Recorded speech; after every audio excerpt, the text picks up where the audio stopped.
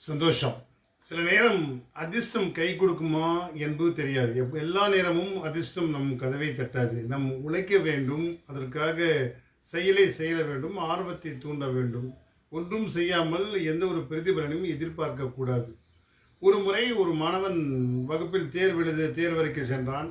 சென்றவுடன் ஒரு நாணயத்தை சுண்டினான். அது தலை வந்தால் என்ன செய்வது, பூ வந்தால் என்ன செய்வதுன்னு முடிவு செய்து விட்டான். சுண்டினான், தலை வந்தது. எல்லாத்துக்கும் டிக் அடிக்க வேண்டும் என்று. அது எல்லா பதிலுக்கும் நீங்கள் சரியான பதிலை டிக் அடிக்க வேண்டும், அவ்வளோதான். தலை வந்தால் எல்லா பதிலும், முதல் கேள்வி எல்லா பதிலையும் டிக் அடித்து விட்டான். அரை மணி நேரத்தில் அவன் எழுத வேண்டிய பரீட்சையை முடித்து விட்டான். உடனே அங்கே பார்வையாளர் ஓடி ஓடி வருகிறார். ஆசிரியர், என்னடா தம்பி அதுக்குள்ளே எழுதிட்டியா? எழுதிட்டேன் சார் அப்படின்னா. எப்படா எழுதுனேன்? நான் முடிவு பண்ணேன் சார் அப்படின்னு. அப்போ தான் அந்த ஆசிரியர் சொன்னார், தம்பி, அதிர்ஷ்டம் சில நேரம் கை கொடுக்கும். உங்கள் ஆற்றலும் அனுபவம் வேண்டும். ஆற்றலும் இல்லாத ஒரு செயல் எத்தனை சதவீதம் உனக்கு வெற்றி பெறுவது என்று தெரியாது. நிச்சயமாக அந்த கேள்வி பதிலை நான் சரிபார்த்து இருக்கேன் சார் என்று சொல்லலாம்.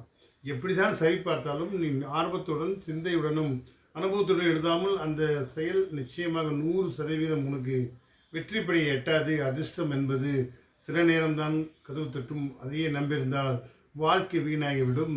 உங்கள் அனுபவ அறிவையும் செயல்திறனையும் அறிவாற்றலில் பயன்படுத்தி தான் செயலில் இறங்க வேண்டும் என்று அறிவுரை சொன்னாராம். ஆம் நண்பர்களே, எந்த ஒரு காரியத்திலும் அனுபவம் என்பது முக்கியம், ஆற்றல் என்பது முக்கியம், அறிவு என்பது முக்கியம். அதை சார்ந்துதான் அதிர்ஷ்டம் என்பது நம்மை சார்ந்து வரும். அதிர்ஷ்டத்தையே நம்பியிருந்தால் வாழ்க்கையும் அதிர்ஷ்டம் இல்லாமல் ஒரு ஓரத்தில் மண்டியிட்டுக் கொள்ளும் என்பார்கள். சந்தோஷம். வாழ்க வளமுடன்.